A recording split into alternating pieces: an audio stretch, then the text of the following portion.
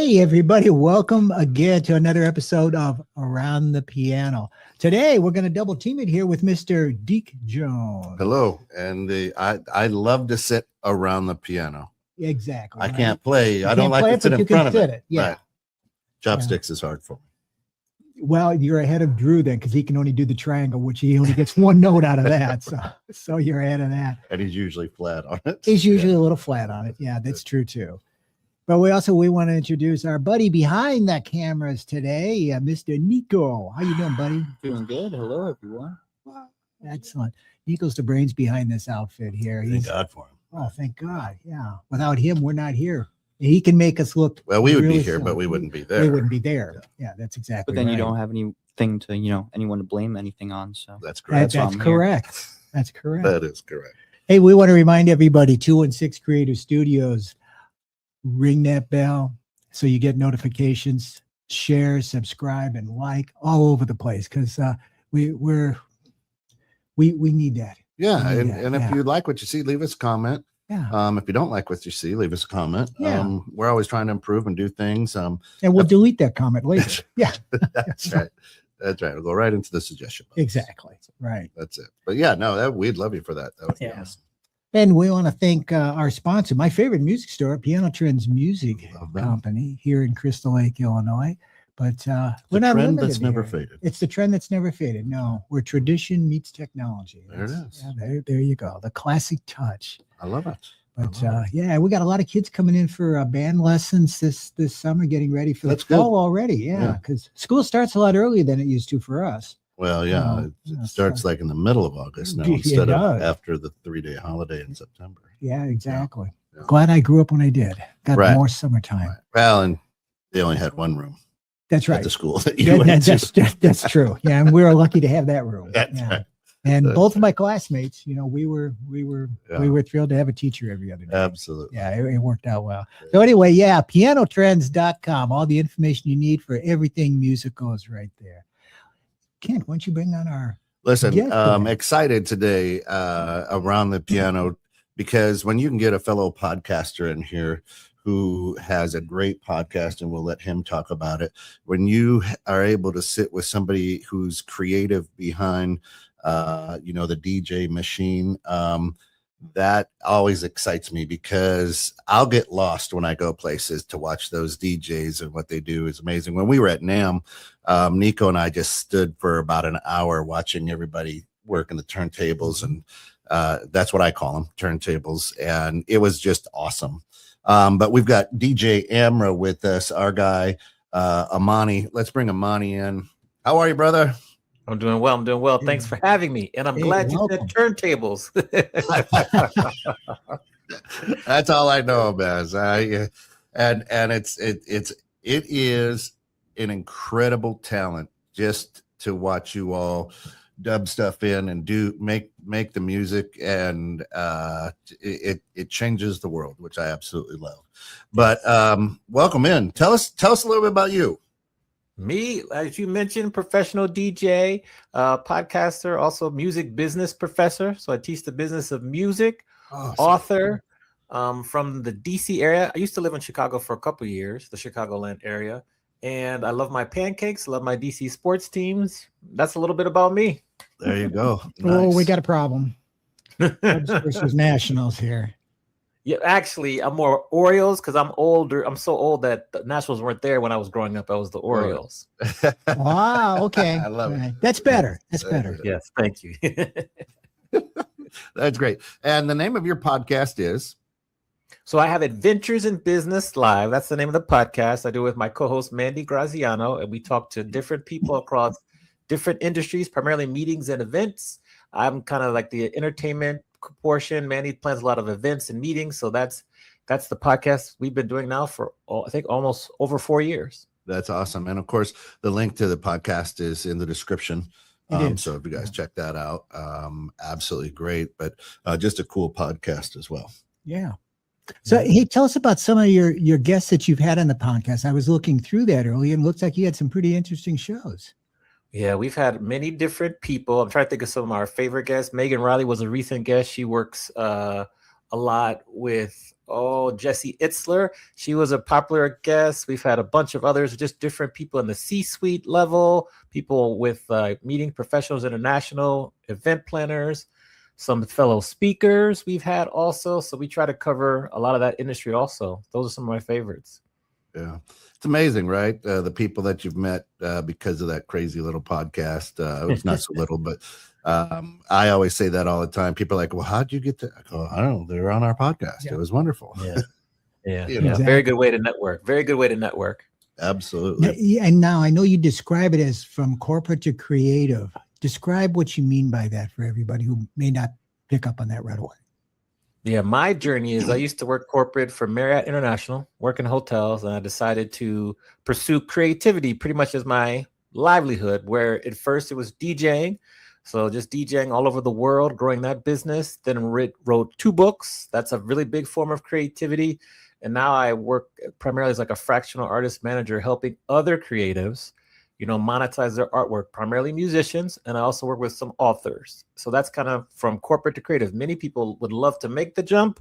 It just seems very daunting, very challenging. Yeah, that's a big cliff for a lot of folks. Yeah, it takes a leap of faith. Yeah. It does. That's for sure. The book you wrote, I was reading about that. I haven't read the book yet. I plan on it. I would like to. Called The Quiet Storm. Yes. And in that book, I know you were talking about kind of the death of rhythm and blues on the Billboard charts. Tell us a little bit about that and the background that goes behind that. Yeah, so it's really talking about like the disappearance of R&B groups. Now, R&B, rhythm and blues as a genre is alive and well and thriving. The group element is what has gone missing. I would say mid 2000s, once Destiny's Child went solo, then the groups kind of fell off, because if you look at the impact they had on the charts from like the 50s all the way to the mid 2000s, Right. R&B groups dominated the charts, and it's the main charts, the Billboard Hot 100, which has every genre, rap, country, pop, rock, R&B, and R&B groups have dominated those charts for decades. So I looked at scientifically what were the reasons why this happened and what could happen in the future. And that's what the book, The Quiet Storm, is about. Interesting. Well, what do you attribute it to? Is there one single thing, or was it a matter of several things happening that brought that to Read the pass? book. I'll read the book. Okay, fine. You read the book. You can read, but it was really, ironically, it was a quiet storm, whereas there was like 5 or 6 important factors. I think one of the most important ones was the Telecommunications Act of 1996. That was supposed to diversify radio, but radio went to a more playlisting format, which took away local groups of all genres, their ability to be on radio and grow. You had groups like TLC that were big in Atlanta, Boyz II Men big in Philly, all different groups across the world. That was one reason. Then you had the music recession of like 2008 to 2013. Labels kind of really buttoned down the hatches, went to a more singular groups, singular artists. Groups can be expensive. That's a fact. And so, where you have makeup, choreography. So that happened. Record stores across the country, we had, I think at its peak, maybe 8,100 approximate independent record stores. Now, as of 2024, when the study was done, less than 2,000. Wow. And so record stores were a way where people can meet artists, meet groups, get to know them, build a community. That was another reason. Then you had publications, primarily African-American publications like Ebony, Essence, Jet, Vibe magazine, and they all go out of business, go digital. It's just different. You go from almost 9 million monthly subscribers to less than 250,000. So there's just a lot of things that were happening kind of under the surface and right in front of us that we didn't realize. Yeah. And I love that you love the industry. It is a challenging industry from what I've come to learn through, our relationship with NAM and just through this podcast, getting to know a lot of artists, a lot of groups, things like that. And there's some wild stories on just the business end, but you dove in and really say, hey, let me help you learn, master, and be successful in this business. Yeah, absolutely. Why? That's a good question. Like, I think, there's a huge knowledge gap between the artist and the industry. And it doesn't matter, what genre they play in, how big they are, because you'll see some of the biggest artists in the world still don't have a lot of knowledge about certain parts of the industry. So it's just my mission to try to help close that knowledge gap, because I have friends who've been affected. I've seen it up person being a DJ, just seeing with different artists, even some of the artists we love. There's a story I love to share to my class about Michael McDonald, and he has this song, I Keep Forgetting. That song was sampled for Regulators, Nate Dogg and Warren G, but they just paid him a flat fee. Whereas if he had the knowledge and could have gotten song publishing and songwriting credits, he could have gotten tens of millions of dollars. Now, retroactively, I'm sure they made some corrections. Sure. But, in 93, the money could have gotten to him sooner. That's just one small example, but that's an artist that I love, a song that I love, and it just could have paid him forever. Whereas nowadays, it just took a little longer. Now you see a lot of your artists that you love have what they call like blue dot fever, where they can't sell out tours. So what can you do to kind of adjust that? So there's just lots of things that are changing. And I just want artists to be prepared to make the best business decisions possible. Yeah, that's incredible. Yeah, it is. And we've known many people over the years that we've talked with. There's a lot of artists that we've talked with from the 60s and 70s that lost complete control over their own work, and other people got rich over it, and they're still struggling with it. They almost don't even want to talk about it anymore. Yeah. And so it's like the message to them would be, it's not too late. Let's figure out what's going on, what rights you might have you're not aware of. Maybe you can get, if it's been more than 30 years, 35 years, maybe there's a reversion clause where it goes back to you. Kate Bush, Running Up the Hill, that's a good example of a song that reverted back to her. Then it was in Stranger Things, and she was able to monetize that quite well and get on the charts too. So that would be my message to your colleagues and your friends. Like, it's not too late. Like, let's talk and let's do something, because you could still kind of get some of what you're owed. Yeah, exactly. And we're posting your website with a QR code there. So if anybody's watching and wants to chat with you and talk about that, that'd be a good thing to do. Yes, right above there. What's that? Right above. Right above. Yes. Yeah.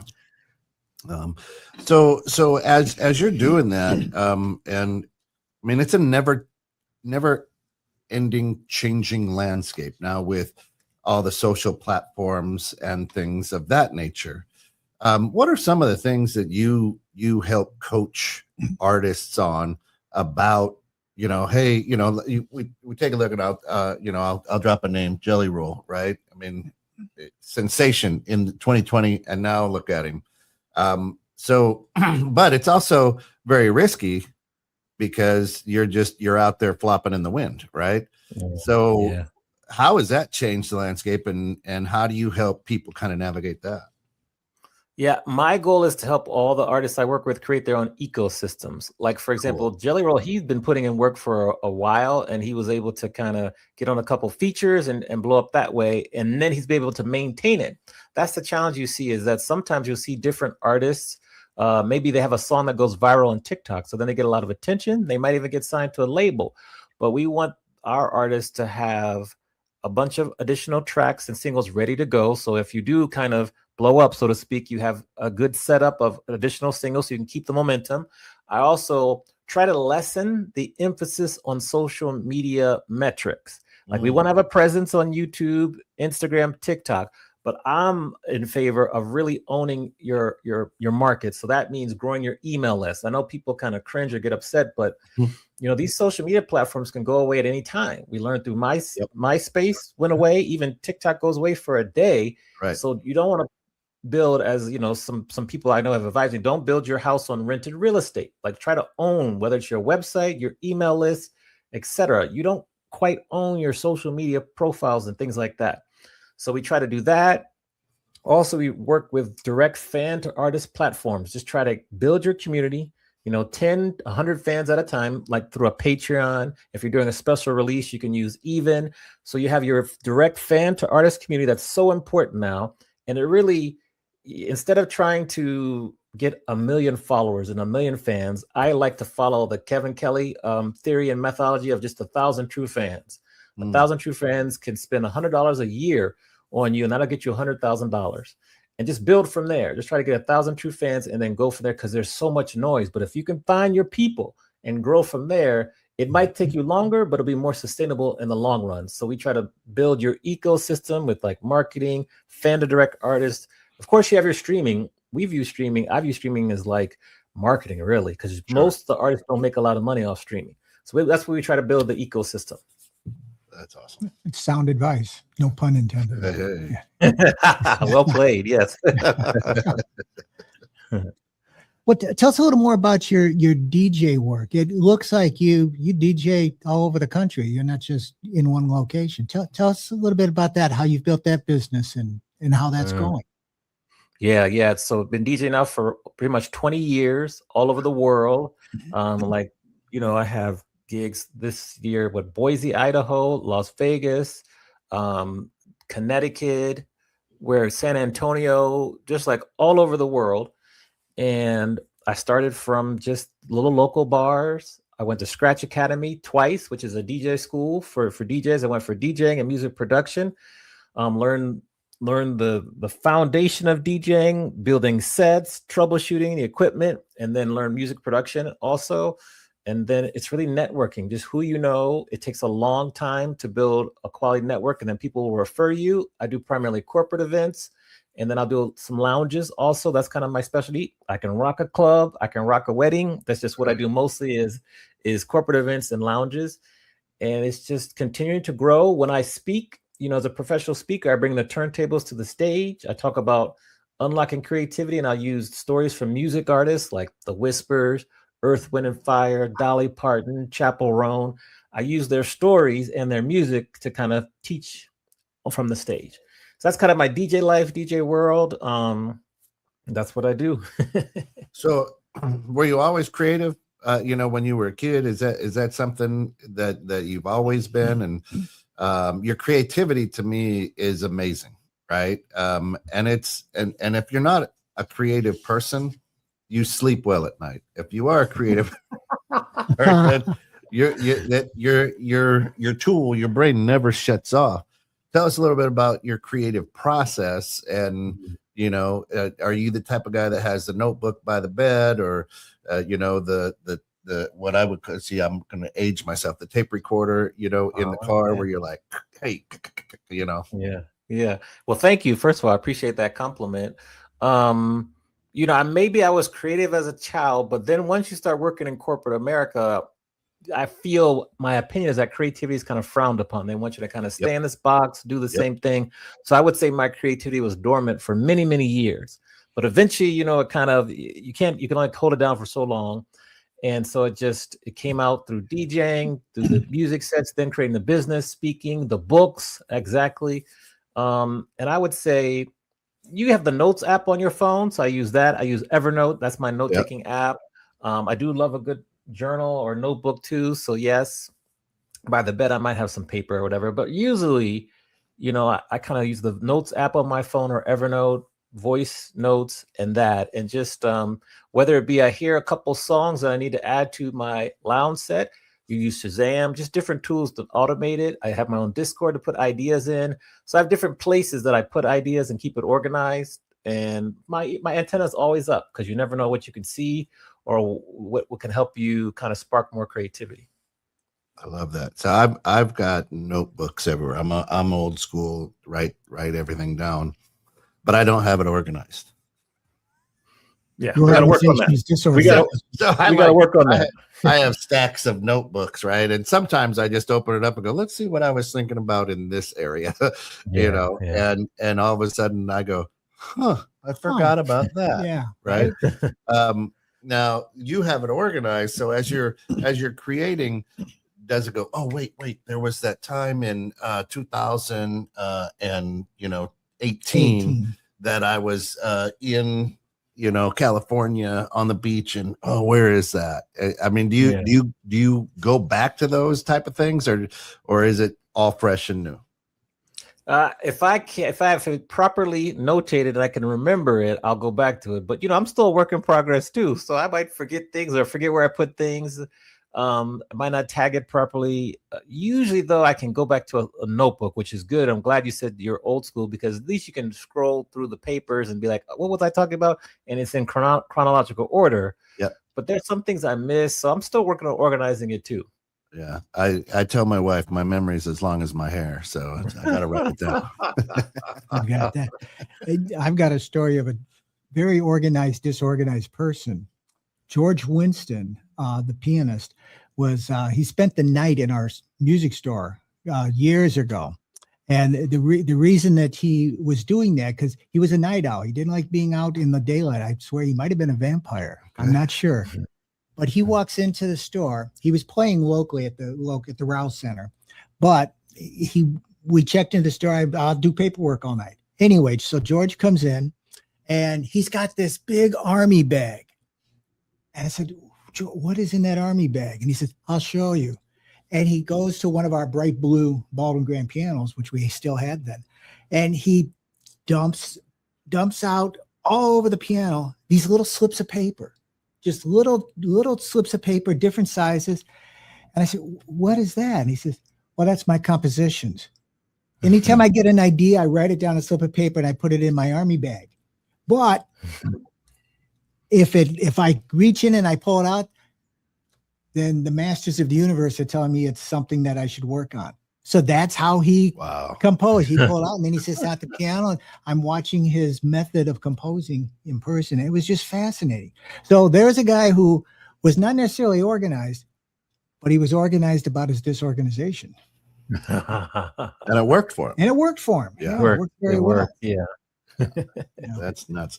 What's one story that sticks out to you when you took that leap, right? So everybody's afraid to kind of make that move into entrepreneurialism, into doing their own thing. And there had to be something early on, right, Amani, it hit and you go, this is it.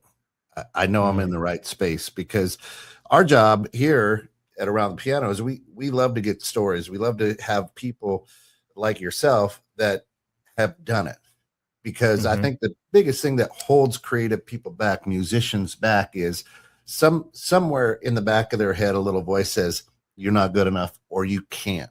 Right. So what was that one carrot toss, right? That lever that just happened and you go, man, I'm doing it. Yeah. I'll take you back to when I was at Scratch Academy, and you have to go through the whole curriculum. You have to pass every class. Like, you could not pass a class and have to repeat it. And I got to the final class, Mixing 505. You have to do a set of 6 different performances. Each week you do one, you get graded on it.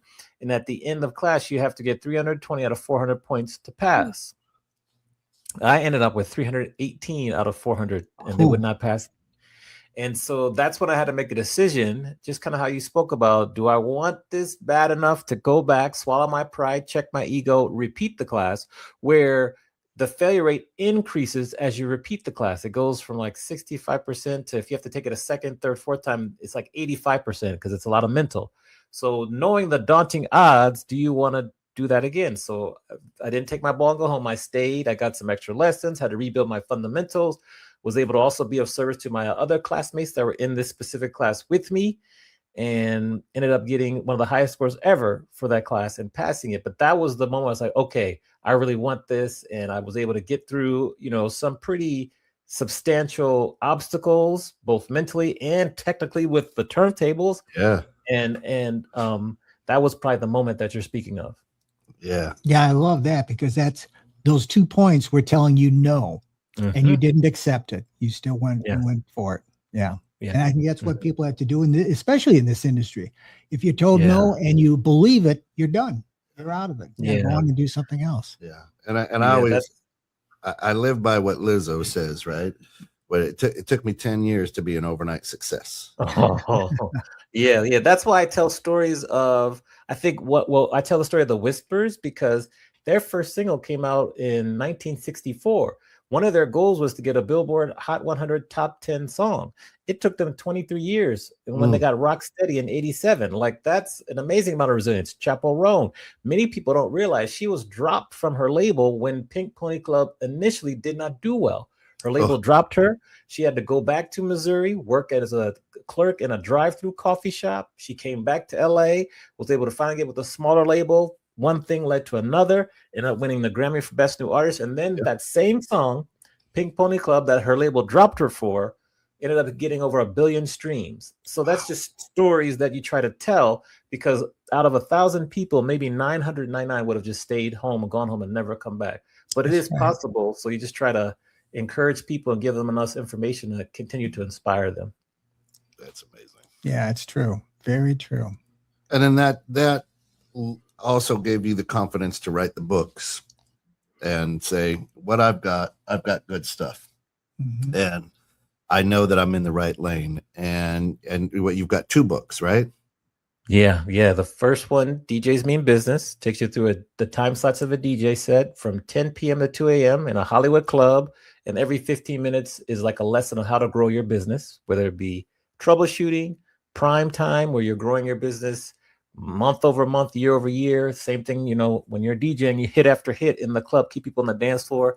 So that's that book.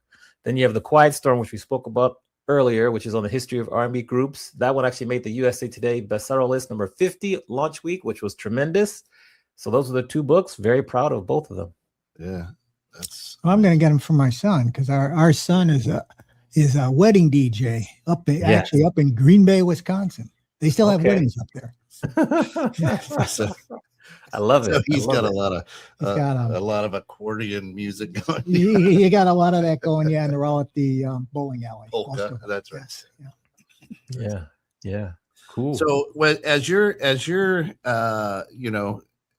doing all the DJ, and you're in the zone, right? I mean, there's nothing but you and your turntable, and you can feel the energy from the event that you're at. How do you maintain that level of focus on what you're doing? Because we've all been there. Like, all of a sudden, you got the whole place hopping, and then somebody throws on REO Speedwagon or something, you know what I mean? And then everybody goes and sits down, or you lose it. So as you're rolling, how do you feel that? How do you know the transitions? And is it just something you feel? Do you have a set that you work off of? Yeah, I would say all of the above. You have a feeling, you have a certain, through practice, what songs people like. You can add some current songs in there. You're on a roll. You're kind of in the flow state. You try to stay 2 or 3 or 4 songs ahead. Like, I want to get to this song, so I'm gonna play this song and this song and that song. Take people on a journey, get them singing along. But then also, there's always one person that's in the corner that's not moving, or they're just sitting off to the side. Yeah. You want to figure out to yourself, what can I play? What can I transition to get that person on the dance floor too? That's the goal. That's the little mini challenge. You try to gamify it and see, like, what can I do to get that person nodding their head, tapping their feet, get them on the dance floor? Because then when you do that, it's like you got to the next level. Like, if you remember Super Mario Brothers, you finally got to the next level or whatever. And so those are like 3 goals you're working at the same time. You want to keep the party jumping, but also you might want to cycle people in and out so the bartenders get some love. You want to keep people singing along, so you have different points where you can cut the volume. People are singing along, they're feeling, they're dancing, they're getting drinks, but that one person on the side, what song can I play 4 songs from now so that they are on the dance floor and join us? And that's kind of the goal. You take people up and down BPMs, whether it be really fast, like 120, 125, you drop it down to halftime, 60, 65, you build it back up, you drop songs in. It's just a lot of practice, because you can read a room, but no 2 rooms are ever the same. No 2 rooms are ever the same. Even if you're playing with the same group of people, they've been through something different. There's different points in their lives. So that's kind of how I try to gamify it. Stay 3 or 4 songs ahead and get that person in the corner out on the dance floor. That's excellent. Hey, let's do a quick lightning round. Let's go. Most All right. requested song ever for your DJ. Most requested song. It's not Freebird. No. Fight Billie Jean, Michael Jackson. Yeah. Okay. Yeah. Good one. Yeah. My son uses that a lot as well. Yeah, Okay. And the song you hate most to play when you hear it come on. Sweet Caroline. No offense. I love it, but too much. There we go. Too much. Oh, way too much. Oh my gosh. every high school sporting Bah, bah, event, so they bah. play Yeah. it, and then they It works. It works and then for they those turn events. it off and let the crowd. You're just like, Yes, which I love doing that. I remember I like it though when I saw Wisconsin. You mentioned Green Bay, University of Wisconsin. They all play "Build Me Up, Buttercup" going into the Yeah. fourth quarter at the football games. That's good. I've seen video of that. That's good. Yeah, that's good. yeah. Good tune. Good tune. I'd been like, sorry, I don't have it. Well, yeah, we could say that, but then they look at that feel like, come on, we know you have it. You got it. Well, excellent. So your business is really has several prongs to it. Which one's your favorite one to work with? Which one do you spend the most attention to? Right now, it would be the fractional artist manager, like working with artists, musicians to help educate them so they can make the best decisions possible. That's what I kind of work on the most now. And I would say, like, I love teaching. So being like a music business professor, that's my favorite thing that I love to do. Okay. So with the students and everything, that just fills me up like none other.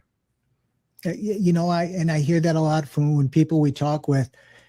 When you're reaching kids and young people, it is the most fulfilling because you're helping to shape the future.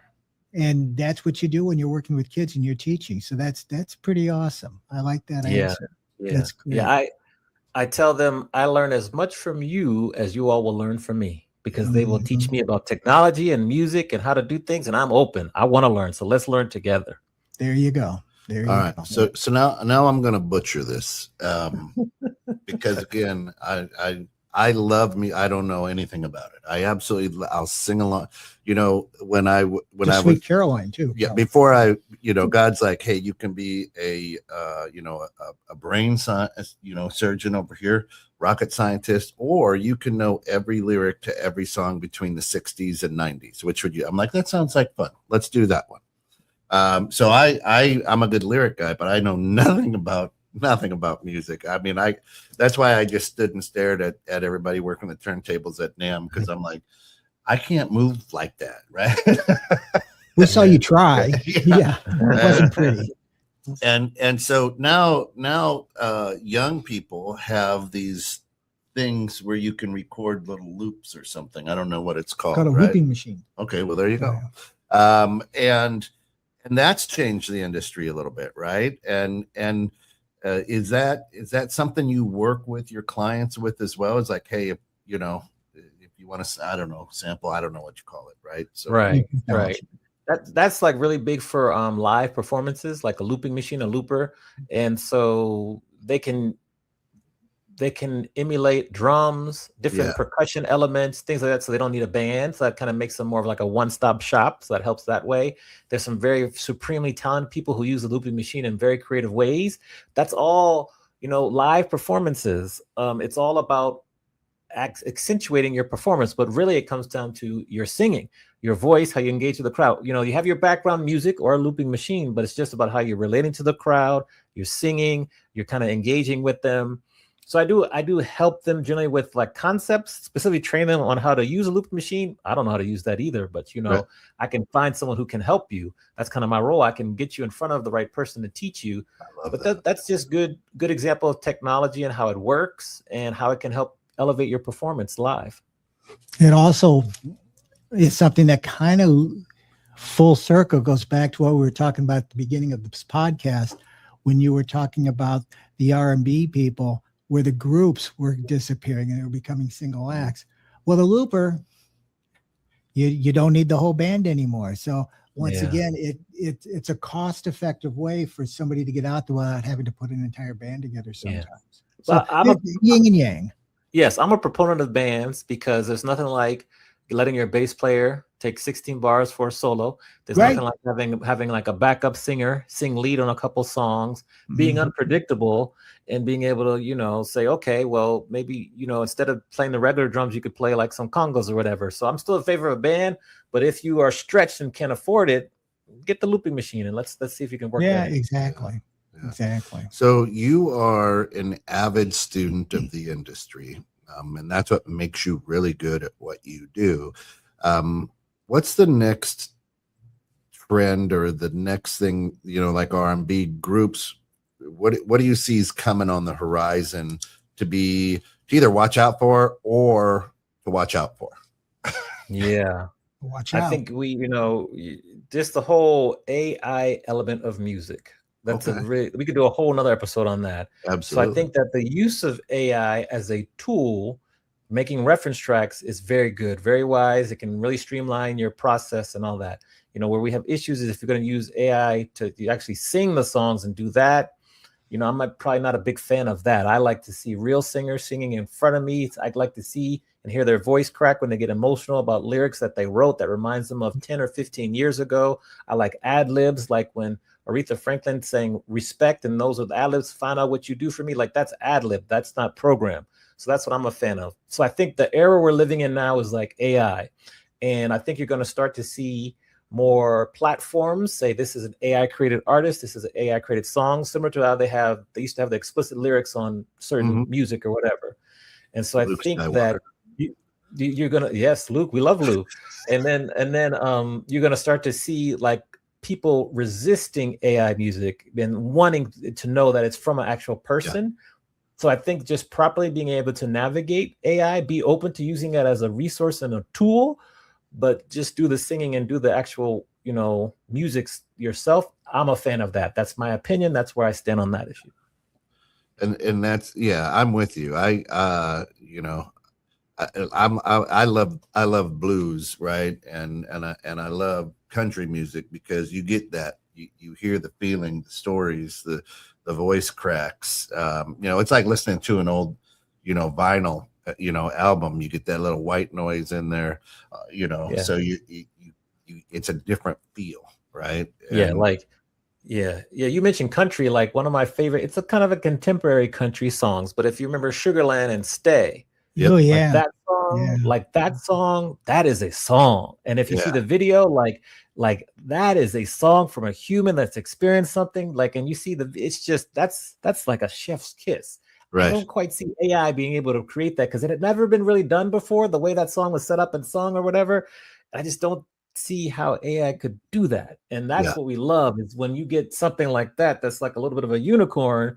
That song is tremendous. So that's kind of my perspective. I love that. Yeah, I love that. That's perfect.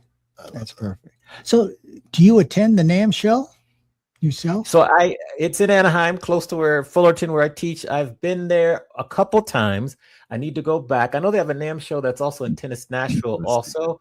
So every once in a while I probably will go back this year. It always conflicts with another conference, so I have to manage both, and the beginning of the school semester too in January. Sure. And remember, in the pandemic, they pushed it back to April. They had different dates, but now it's back to its regular schedule. So I'm hoping to get there this coming January. Well, I'll tell you what, if you're there, we're definitely there. We're there every year. I've been going for 30 plus years. Let's get together in person and do this in person. Love it. And I'd also love to invite you. Have you ever been interviewed for the NAMM Oral History program? Not yet, but I'm open to it. Let's do that. Let's connect in the fall and we'll set that up, and we'll do that at the next NAMM show. It'd be great. And maybe we can come on your podcast. We'll do a live thing right there at the show. How about that? I love it. We can do that. Yes, we could just flip the script and do it. I love it. Yeah. Excellent. There we go. Yeah. So help people again. How do they find you? We do have the QR code here, but if they're just listening out there on Spotify or Apple Music or wherever they listen to their podcasts, how do they get in touch with you, or how do they find you?